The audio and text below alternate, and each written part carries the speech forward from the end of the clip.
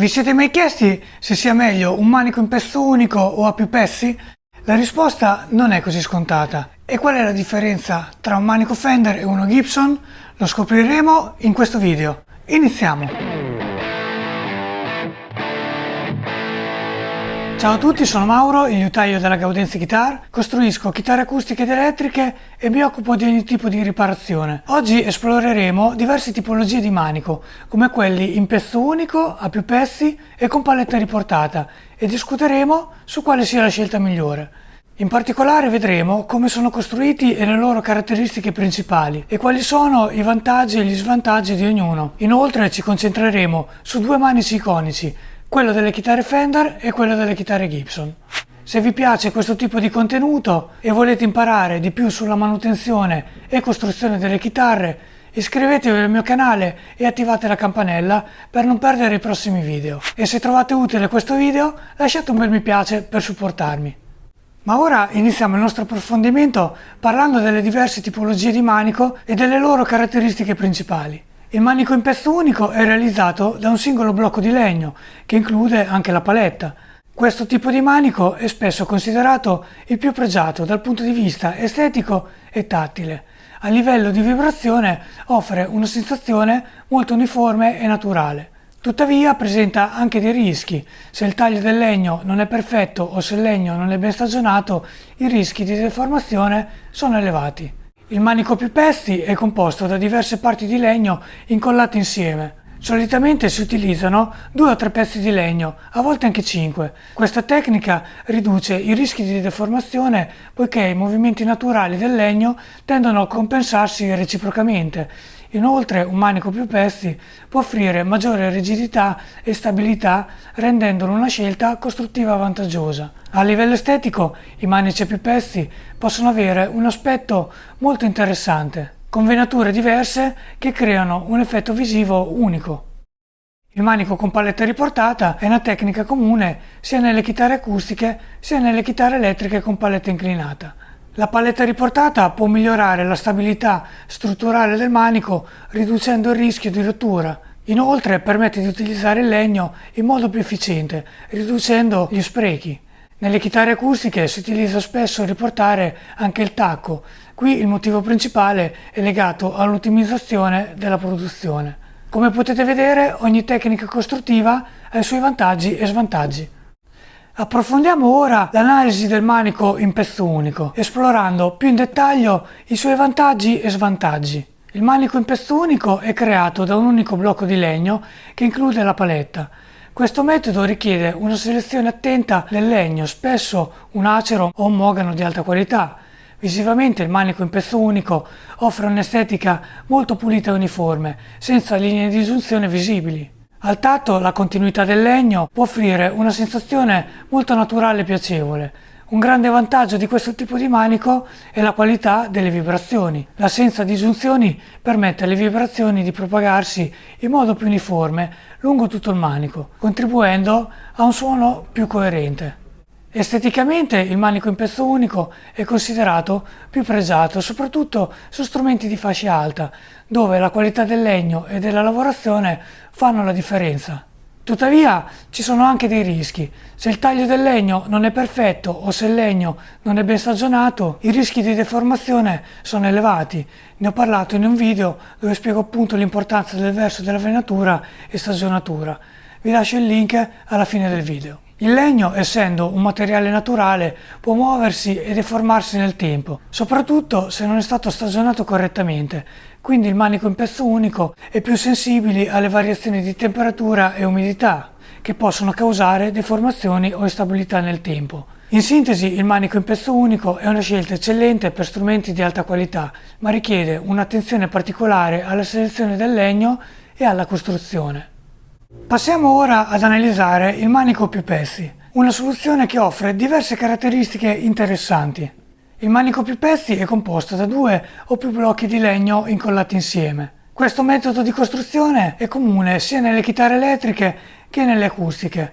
Solitamente si utilizzano legni come l'acero o il mogano o una combinazione con altre essenze.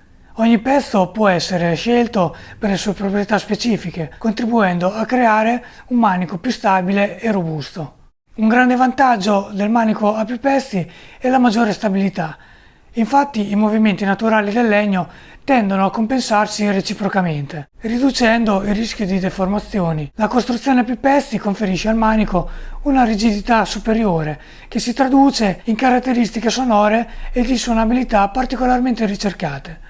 Questa tecnica permette anche di utilizzare in modo più efficiente il legno, riducendo gli sprechi e ottimizzando le risorse disponibili. Dal punto di vista estetico, le linee di giunzione possono essere considerate meno attraenti rispetto a un manico in pezzo unico. Tuttavia, molti costruttori riescono a trasformare queste linee in elementi decorativi. La costruzione di un manico più pezzi è più complessa e richiede una maggiore precisione nel taglio e nell'incollaggio dei vari componenti. Personalmente preferisco i manici a tre pezzi per la loro eccellente rigidità e stabilità. Offrono un ottimo equilibrio tra qualità costruttiva e prestazioni sonore. In conclusione, il manico più pezzi è una scelta eccellente per chi cerca stabilità e durata nel tempo. Esploriamo ora i manici dei due marchi più iconici nella storia delle chitarre, Fender e Gibson. Ognuno ha sviluppato soluzioni uniche che hanno definito il loro carattere distintivo. Il manico Fender è noto per il suo design semplice ed efficace. Realizzato principalmente in acero americano con taglio tangenziale, è caratterizzato da una paletta dritta e un profilo progettato per offrire comodità e facilità di accesso alle corde. Questo design consente di ottenere il manico con un minimo scarto e una produzione economica. Infatti il manico può essere ricavato da una tavola di legno con uno spessore di poco più di 2 cm, una larghezza di 8-9 cm e una lunghezza di circa 70 cm. La paletta dritta, essendo in acero, può resistere efficacemente alla tensione delle corde. Questo design consente al manico di mantenere una buona stabilità nel tempo. Il manico è gestito da un truss-rod a singolazione che aiuta a mantenere la stabilità e a prevenire deformazioni contrastando il tiro delle corde. Il manico Gibson è celebre per il suo design distintivo, tipicamente realizzato in mogano, presenta una paletta inclinata e un profilo che favorisce un tocco più morbido e caldo. Il manico può includere 2 riporti laterali per la paletta, lasciando il cuore del manico come un pezzo unico. Questo approccio facilita l'ottenimento di una venatura perpendicolare del legno, migliorando così la stabilità del manico. La paletta inclinata è progettata per ottimizzare la pressione delle corde sul capotasto, migliorando il trasferimento delle vibrazioni. Tuttavia la fresatura per il truss-rod, che arriva fino dietro al capotasto, può indebolire significativamente la paletta. Oltretutto l'inclinazione comporta anche una brusca interruzione della fibra del legno, rendendo questa zona del manico particolarmente delicata e suscettibile a rotture. Arriviamo ora alle conclusioni del nostro approfondimento sulle diverse tipologie di manico e su alcuni dei modelli più iconici. Abbiamo esplorato 3 principali tipologie di manico: il manico in pezzo unico, quello più pezzi e il manico con paletta riportata. Ognuno di questi approcci ha i suoi vantaggi e svantaggi. Il manico in pezzo unico è spesso considerato pregiato per la sua estetica e la sensazione uniforme. Tuttavia richiede un legno ben stagionato. Il manico più pezzi offre maggiore stabilità e rigidità, compensando i movimenti naturali del legno. È una scelta costruttiva pratica che può migliorare la durata e la performance dello strumento. Il manico con paletta riportata può migliorare la solidità e ridurre gli sprechi di legno. La giunzione tra manico e paletta può contribuire a una maggiore stabilità e diminuire le rotture. Abbiamo anche analizzato i manici delle chitarre Fender e Gibson. Il manico Fender, con il suo design dritto e legno di acero, è ideale per una suonabilità diretta e una produzione economica. Il manico Gibson, con la sua paletta inclinata e il mogano, è senz'altro più affascinante, ma presenta sfide strutturali legate alla fresatura e all'inclinazione. Quando scegliete una chitarra, considerate il tipo di manico e giudicatela nel suo contesto. Un manico in pezzo unico può essere un segno di alta qualità in strumenti di fascia alta, ma un manico a più pezzi può offrire vantaggi significativi in termini di stabilità e costo. In sintesi, non lasciatevi guidare esclusivamente dal mito del manico in pezzo unico, valutate anche le altre tecniche costruttive e come queste si inseriscono nel contesto della fascia di prezzo e delle vostre preferenze personali. Grazie per aver seguito questo video, se avete trovato utili queste informazioni non dimenticate di iscrivervi al canale e attivare le notifiche per non perdere i prossimi video. Lasciate un commento con le vostre domande e suggerimenti e ci vediamo al prossimo approfondimento. Un saluto a tutti, ciao!